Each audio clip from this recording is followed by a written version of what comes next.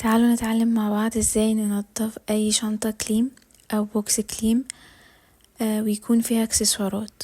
لو ما فيهاش اكسسوارات نقدر ندخلها في الغسالة عادي تتغسل، انما الاكسسوارات هتصدي وهتعمل بقع مش هتروح.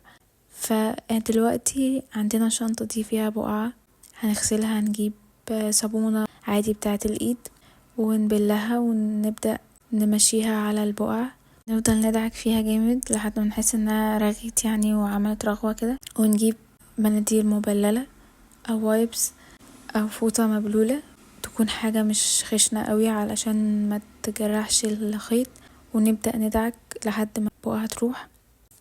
وبعدين نشطف الفوطة كويس او المناديل المبللة من الصابون، ونبدأ نمسحها لحد ما اثر البقعة واثار الصابون تروح كلها.